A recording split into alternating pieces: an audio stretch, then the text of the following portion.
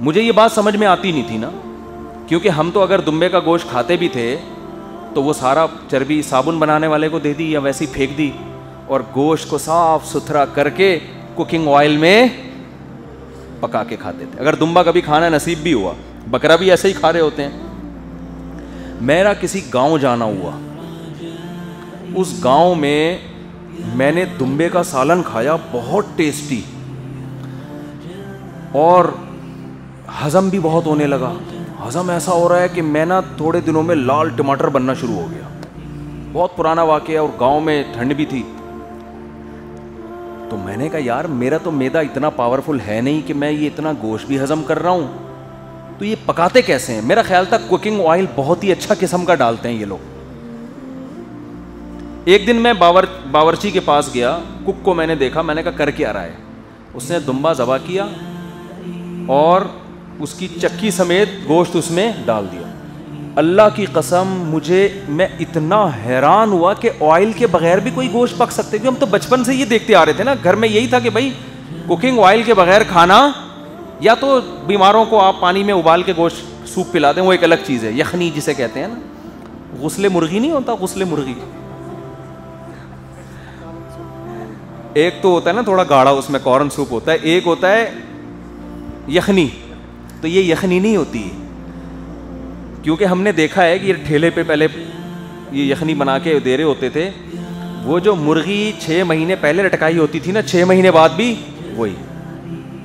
हम समझते थे शायद प्रॉपर नए सिरे से मुर्गी डाल के सूप बना रहा है। फिर मेरे बड़े भाई ने मुझे बताया कि ये मुर्गी का सूप नहीं होता, ये गुस्ले मुर्गी है। मुर्गी को पानी में नहला के बाहर निकाला, यानी उसको गोश्त तो ना बस वो पिला दिया, उससे थोड़ा सा टेस्ट आ, बाकी पता नहीं अलग से कुछ डाल देते हैं उसमें। तो उसका नाम मैंने अब यखनी हटा के क्या रख दिया है, गुस्ले मुर्गी। तो हम तो ये समझते थे बगैर ऑयल के अगर गोश्त खिलाना ही है किसी को तो पानी में बॉईल करके वो सूप पिलाते हैं, वरना सालन जो पकता है वो तो ऑयल में ही पकता है।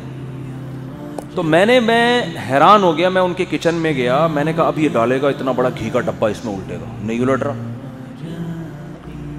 वो पूरी चक्की समेत चर्बी समेत उसने पकाया, और ऑयल तेल भी उसमें, जाहिर है वो घी तो जब पिघल के तेल बन जाता है, तो वो उसका टेस्ट भी एक नंबर, लज्जत में भी, और हजम भी हो रहा है।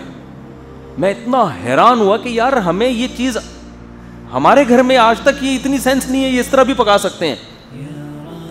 तो क्या है, कंपनियों ने एडवर्टाइजमेंट इतनी की है कुकिंग ऑयल की, इतनी की है कि कल्चर ये बन गया है कि ये दुम्बी और ये भेड़ बेवकूफ़ हैं जो कई साल इतना बड़ा घी का डब्बा उठा के घूमते हैं, और माज़ अल्लाह कुदरत ने इनको खामखा में टेंशन में डाल दिया। असल तो ये डब्बा है जो मार्केट से मिल रहा है, वो जो घी का डब्बा दुम्बी उठा के अपने साथ घूम रही है, और अल्लाह बज़बान हाल हमें बता रहा है कि ये टेंशन मैंने इसको तुम्हारे लिए दी है कि तुम जब इसको काटो तो तुम्हें अलग से डब्बा खरीदने की जरूरत ना रहे, यही डब्बा, इसी डब्बे में गोश्त पका के खाओ, मजा भी आएगा, हजम भी होगा, लाल टमाटर बन जाओगे थोड़े दिनों में। हम तो जब आए ना वहां से, 1 महीने का कोई दौरा वौरा था वहां पे, जो दौरा सरफना वगैरह होता है, जब मैं आया तो मुझे इतना, मैं लाल टमाटर मोटा ताजा हो गया था कि मुझे मेरे दोस्त कोई कह रहा है मेकअप करके आया है, कोई कह रहा है सर्दी से स्वेलिंग हो गई है और आंखों में ऐसे सुर्ख डोरे, और बहुत ही खानदानी सेहत। और मुझे अच्छी तरह याद है, क्योंकि मैं रमजान में आया था यहाँ ना, मैं 2 महीने, सॉरी एक नहीं 2 महीने का दौरा था हमारा। 2 महीने का दौरा करके जब मैं आए तो रोजे चल रहे थे। जब मैं यहाँ पहुँचा हूँ तो मैंने इफ्तारी में घर में खाना खाया, उसके बाद मेरे पेट में मरोड़ होना शुरू, क्योंकि वो ऑयल अब आ गया, ऑयल में पका हुआ सालन था। वो 2 महीने जब मैदे ने खालिस चीज़ खाई है तो उसको अब ऑयल समझ में नहीं आया। हमारा जो ऑयल खा के पेट ख़राब नहीं हो रहा ना, ये इसकी अलामत नहीं है कि ऑयल सही है, ये हमारा पेट इतना ख़राब हो गया है कि अब ये अच्छी चीज़ इसको समझ में आ नहीं रही, ये ढीठ हो गया है। जैसे पहली दफ़ा चर्स का सुट्टा लगाओ तो बेहोश हो जाओगे, उल्टियाँ शुरू हो जाएंगी, लेकिन बहुत से लोग सुबह शाम चर्स पी रहे हैं, तो ये चर्स का कमाल नहीं है, ये इनका बेड़ा गर्क हो चुका है। ठीक है ना, समझ रहे, ये इनका बेड़ा गर्क हो गया है।